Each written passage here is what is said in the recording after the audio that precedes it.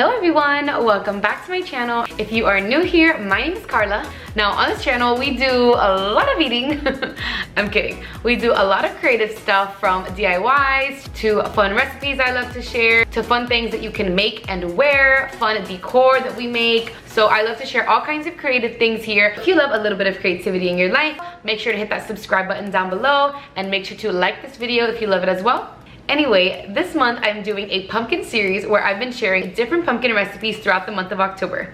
Now the last recipe I shared were these healthy pumpkin spice mini cheesecakes that were so yummy and so guilt-free. Now for this week's recipe, I'll be sharing these easy, delicious pumpkin spice cinnamon roll cookies. So these are pumpkin spice cookies and we are topping them with a cinnamon roll filling topping. So yes, what goes inside a cinnamon roll, we are putting it on top of a cookie before we put them to bake. And then once the cookie is fully baked and cooled down, we are gonna top it with a fan favorite, a fresh cream cheese frosting. These cookies don't require any refrigeration, and once you make the dough, you're gonna wanna just toss it right in the oven. So they are super easy and fast to make. The one thing I did want to mention is you're definitely going to want to make sure that you use room temperature ingredients, so make sure it's at room temperature before you get started. If you do use this recipe and you happen to snag a photo, make sure to tag me on Instagram. I would absolutely love to see what you put together. And that's all you need to know to get started, so let's jump right in. So to get started, we'll be making a cinnamon roll filling that we are going to be topping our cookies with.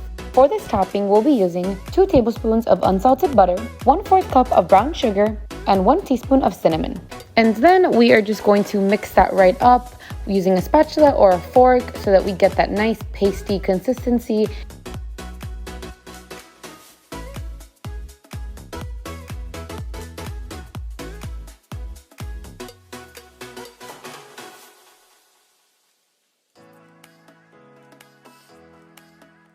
And our topping is complete. Once that's done, you'll want to set that aside so that we can start working on our dry ingredients for our cookies. Next, for our dry ingredients, we'll be needing 2 cups of all-purpose flour, 1/2 teaspoon of salt, 1 teaspoon of baking soda, 1 1/2 teaspoon of pumpkin spice, 1 teaspoon of cinnamon, 1/4 teaspoon of nutmeg,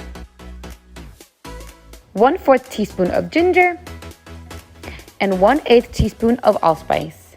Now I don't have a 1/8 teaspoon, so I just measured half of my 1/4 teaspoon so that I could get the right measurement, and then you'll want to give that a nice whisk and set your dry ingredients aside.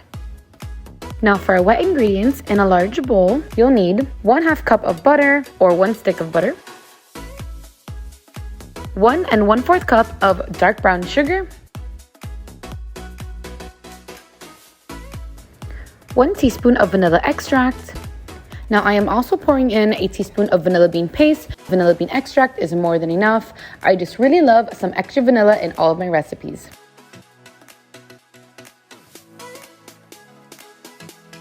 And then we're gonna pour in 1 cup of pumpkin puree. Now you're gonna wanna make sure that this is not pumpkin pie filling. The two are very different. So make sure that you use pumpkin puree, and then we're just gonna give this a light mix.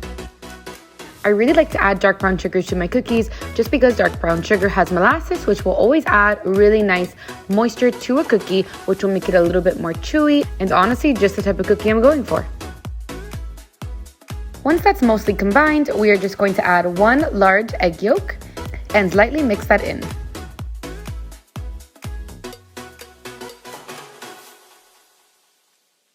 Now it's time to combine our dry ingredients with our wet mixture. Now I'm gonna add this in about 2 to 3 portions just so the dry ingredients don't go flying everywhere.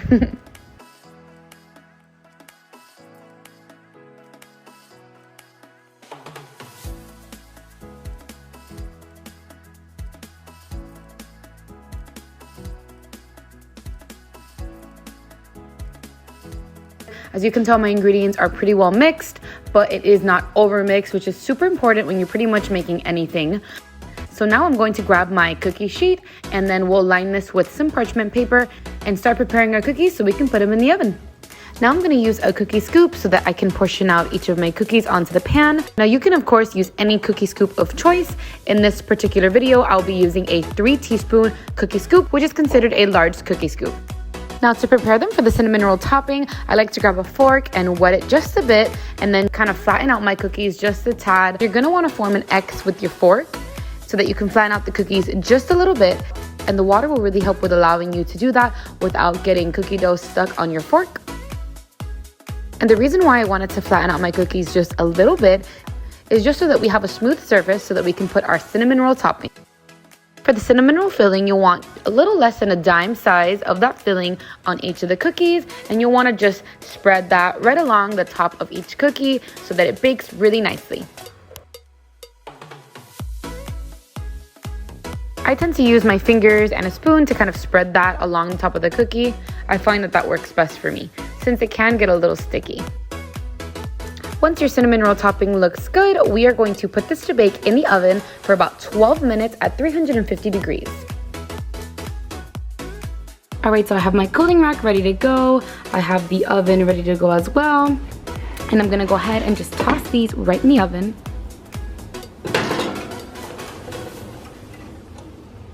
All right guys, so these are out of the oven and they look absolutely perfect. So as you can tell, our cookies are just slightly toasted on the edges, which is exactly what we want.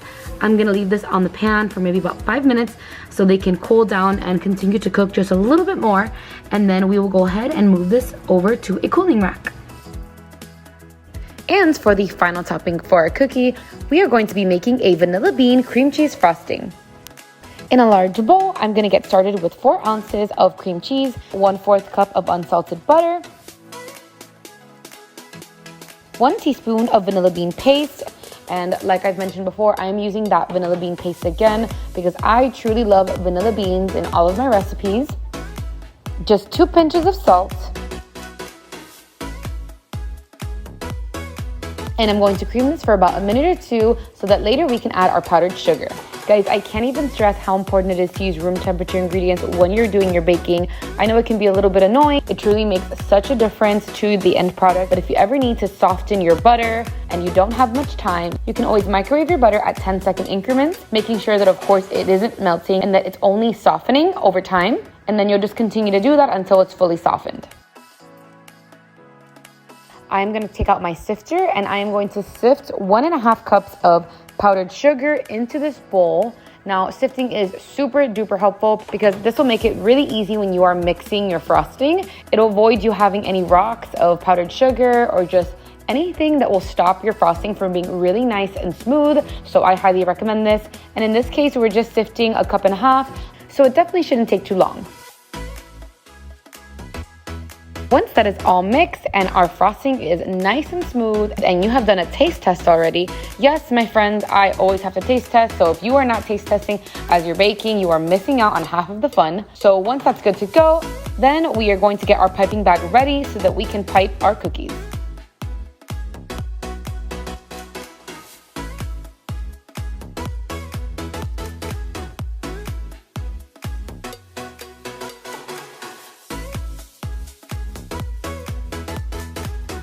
Now to pipe my frosting, I'll be using a number 10 tip from Wilton. Now you are definitely not required to use a piping tip in order to pipe the frosting on the bag. You don't even have to pipe it if you don't want to. You can just slap that frosting on with a butter knife, or you can of course grab a Ziploc bag instead and just snip the edge and it'll still give you the same look as a piping tip.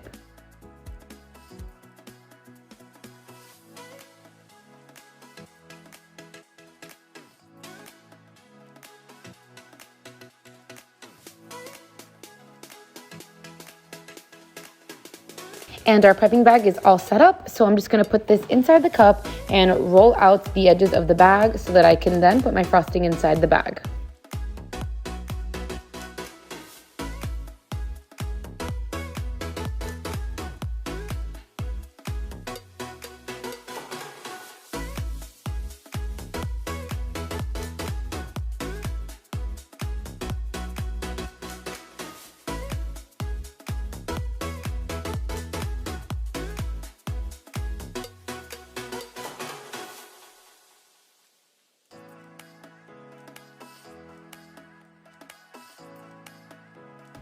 You're gonna wanna push all of the frosting down to the bottom of the bag, twist the top, and we are ready to frost our cookies.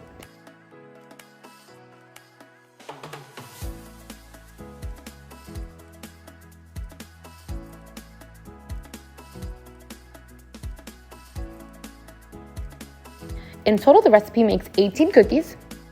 And just look how good this topping looks. I love these cookies because if you cook them exactly for 12 minutes, they'll never be dry or too overcooked. When I frost the cookie, I do like to make sure that you can see the cinnamon sugar topping in between each swirl of the frosting. I feel like that really gives it a really nice cinnamon roll look. And no, your cookies do not have to come out perfect. The most important thing is that they are delicious. And we already have that box checked off, so you are good to go. And there you have it, guys. Pumpkin spice cinnamon roll cookies. I absolutely love these cookies. I hope that they are the perfect addition to your holiday recipes.